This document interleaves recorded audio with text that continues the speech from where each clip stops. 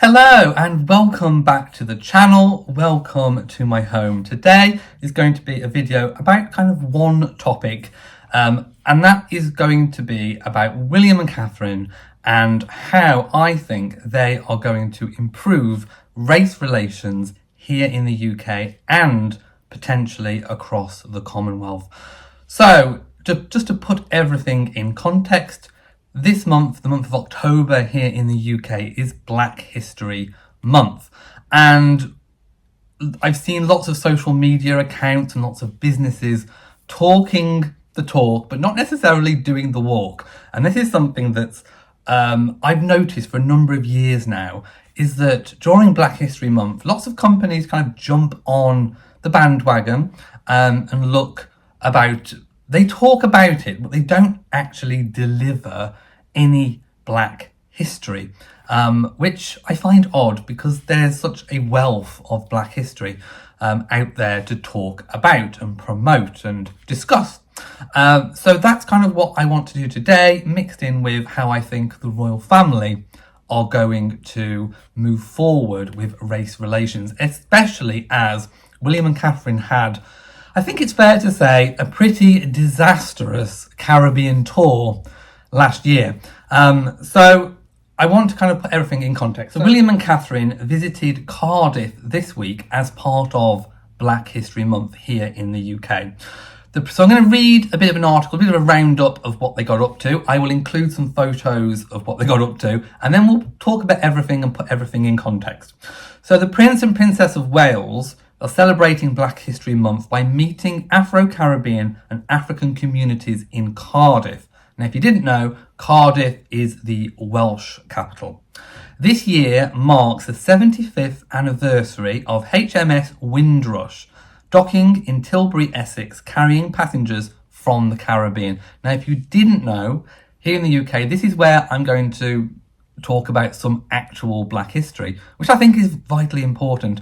So we had a Windrush Scandal back in 2018, and I'm going to read about that so that you know what the context of William and Catherine's visit is. It was a huge scandal in the UK, and I remember in the media at the time, everyday people were shocked and appalled at what the British government had done. So the Windrush Scandal was a British political scandal that began in 2018 concerning people who were wrongly detained, denied legal rights, threatened with deportation, and in at least 83 cases wrongly deported from the UK by the Home Office. Many of those affected had been born British subjects and had arrived in the UK before 1973, particularly from Caribbean countries, as members of what's known as the Windrush generation, so named after the Empire Windrush, the ship that brought one of the first groups of West Indian migrants to the UK in 1948.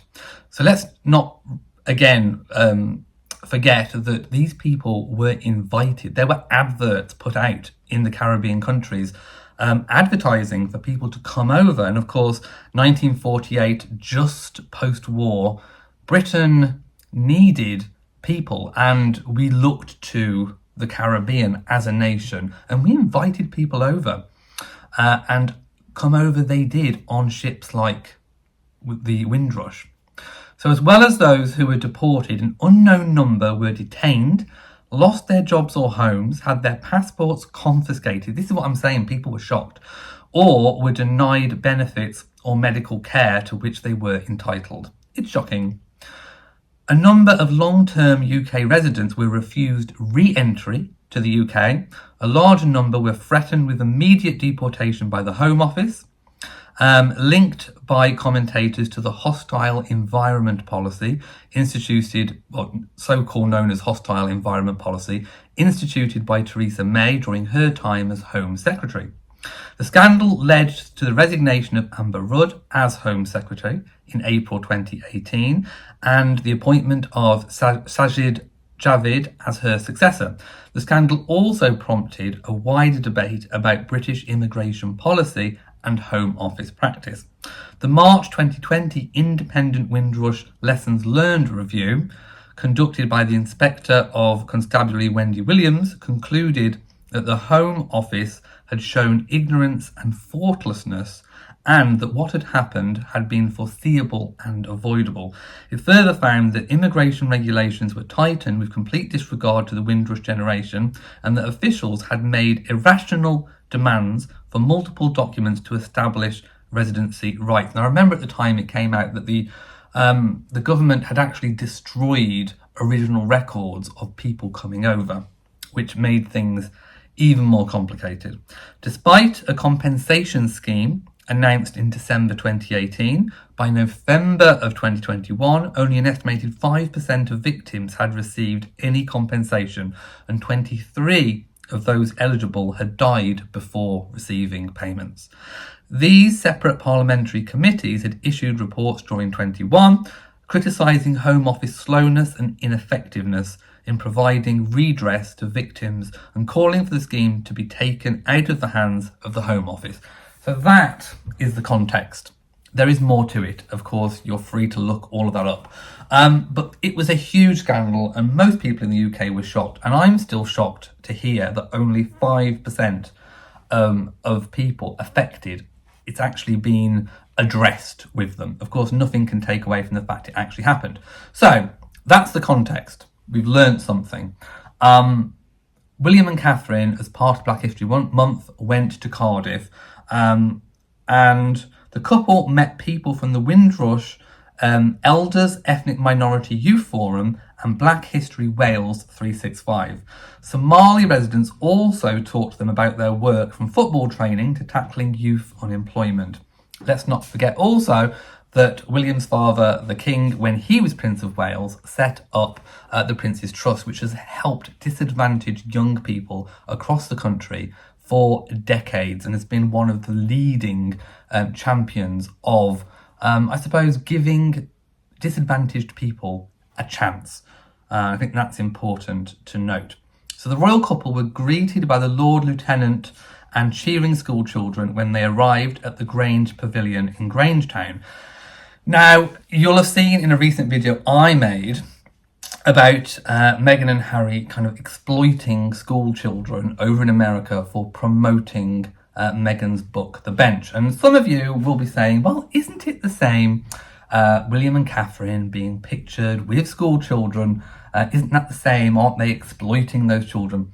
The difference is, and of course, for something to be a double standard, the situation has to be exactly the same. And as is often the case when people talk about royal comparisons, the situation is not exactly the same. So William and Catherine, of course, are here in their capacity as working royals, representing the royal family and also the nation. So it is almost like the nation is participating in Black History Month and with these people. So William and Catherine are not profiteering off these children. They are raising awareness of an important issue that perhaps has kind of gone into the background of people's mind. We're talking about something that happened in 2018 when it came to light.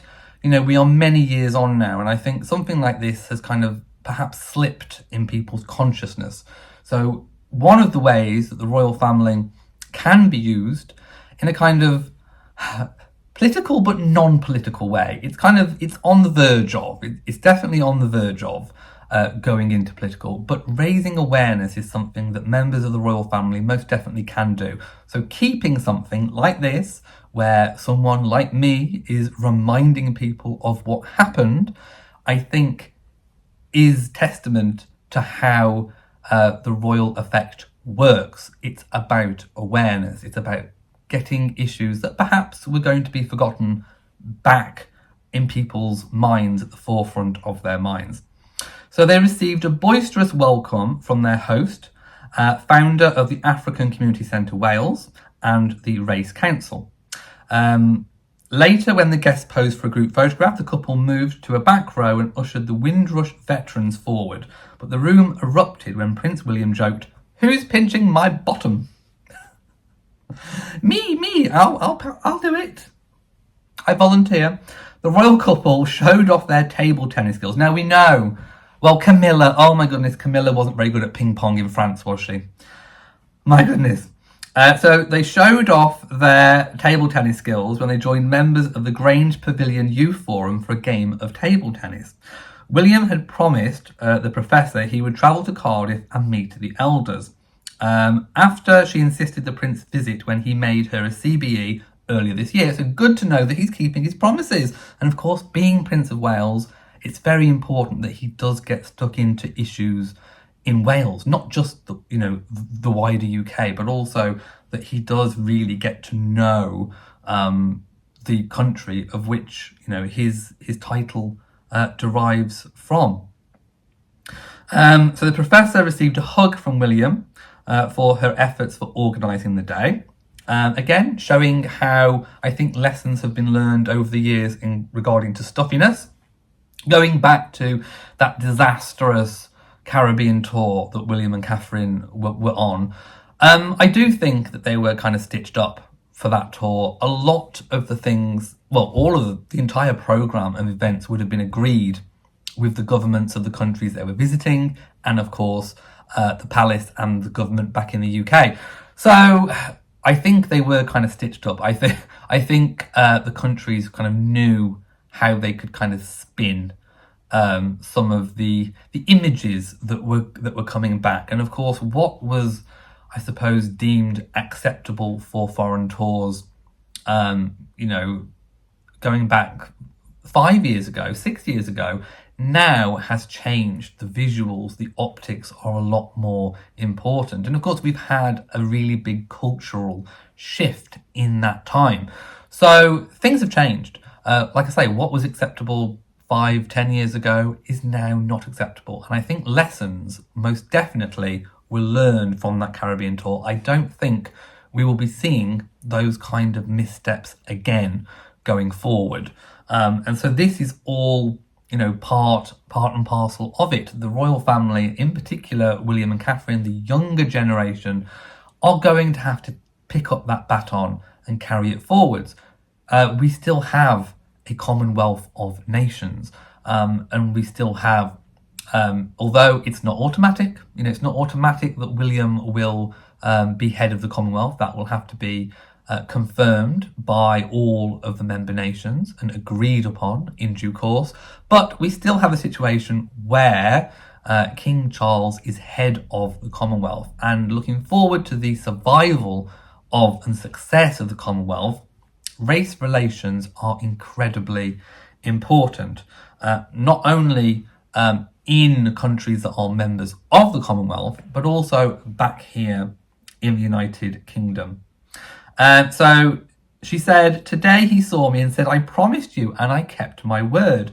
It was just so heart-meltingly beautiful for our elders to hold the hand of the future king." And let's not forget that kind of concept of the separation between state and monarchy. Monarchy is the state, but it doesn't rule, because it being a constitutional monarchy, it doesn't make the decisions over state, but yet it rubber stamps things into law.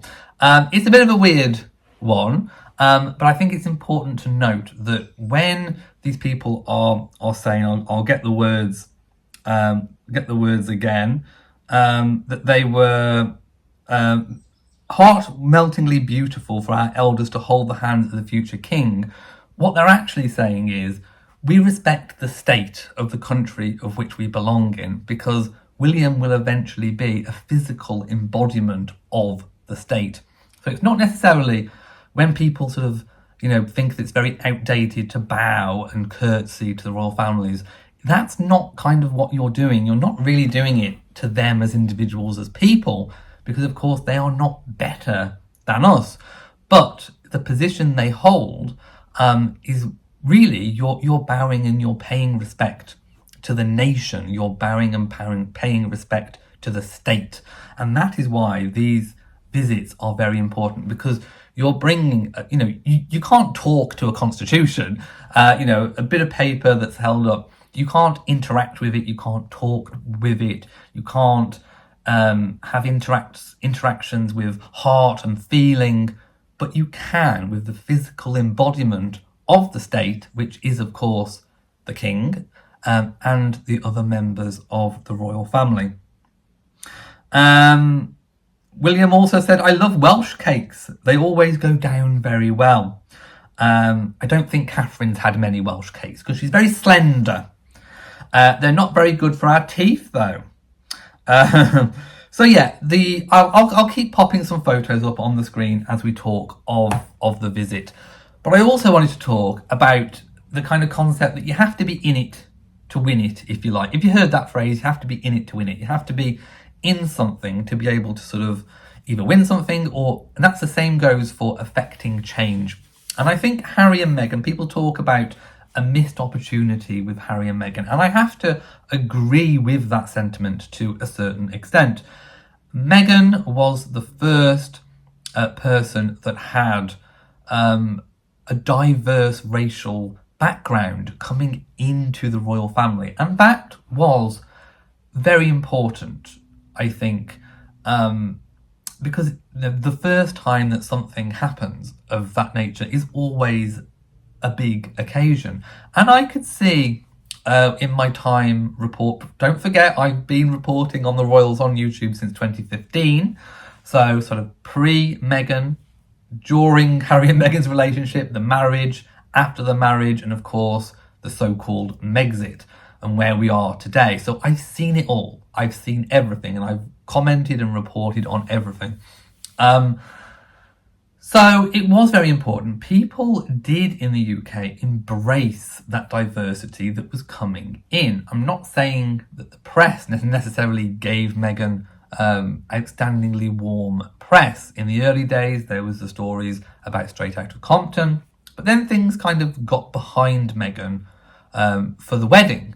It was after during the sort of birth of Archie that things began to sour, but I'm not doing a video dissecting all of that. But my point is, I've seen the kind of positiveness fading into the negative because of, in part, Harry and Meghan's own actions and reactions to things. So that brings me back to Meghan, I think, was very good for around the Commonwealth, and the Queen, Her late Majesty, recognised that and gave Harry and Meghan a role within, I think it was the Commonwealth Youth Trust or something of that nature. So they had a very meaty role, and I think Her late Majesty could see that their future was going to be with race relations within the Commonwealth and, of course, the UK. So a missed opportunity with them stepping back, I think so. But I think it's futile trying to change things from outside of the institution. Even Diana knew that to effect change, you had to be in the institution. And she could see sort of her influence being passed down through William and Harry, but in particular, William as the future king, which I think it has done. We are seeing Diana's influence even today. We've seen an example about the hugging that's come about. That was all instigated by Diana and her approach to more of a heartfelt approach to royal engagements and to royal life, and we're still seeing that today. But she knew that you have to be sort of in there to affect that change. I think that was overlooked by Harry and Meghan. I think Harry and Meghan's life's work could have been with race relations within the UK and the wider Commonwealth. And I don't think they're going to have that same gravitas doing it or trying to do it outside of. In fact, I'm not necessarily even sure that they have been trying to do that. But it has been a bit of a missed opportunity that I think is very, very sad. And I think that Harry and Meghan's journey could have gone in a very different way had they made different choices.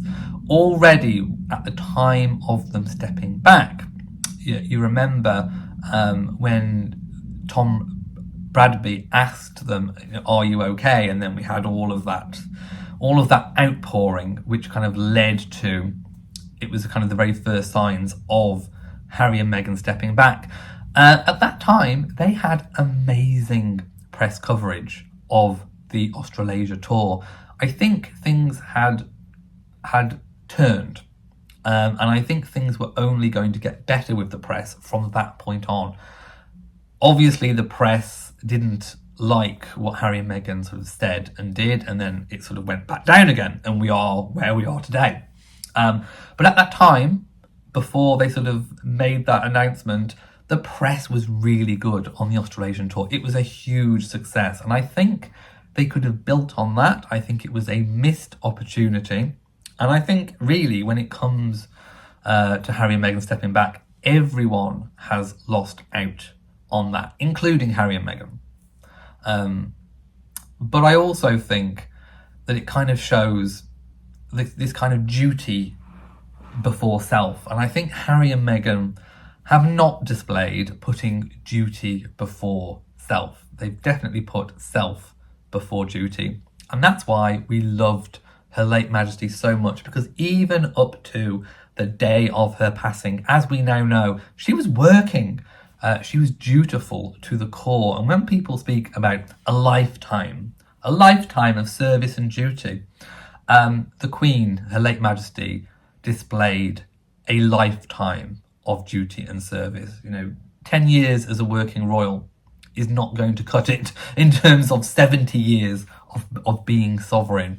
So I'm going to leave it here. I hope that we've all potentially learned something, and I hope that I've actually discussed and brought to you some Black history during Black History Month. I don't think it should be a month that's just lip service, as I think many companies and celebrities and other people do. I think they just kind of use it just to tick a box to say that they are engaging in Black History Month, whereas, I want to actually give you some Black history, and it's very important to learn about and remember what happened with the Windrush generation, what happened in 2018, and also, as William and Catherine are reminding us, that we should not forget about such things.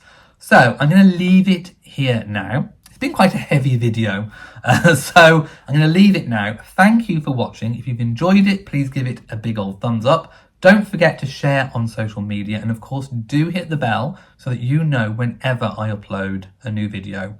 From me, mwah, to you all, and goodbye.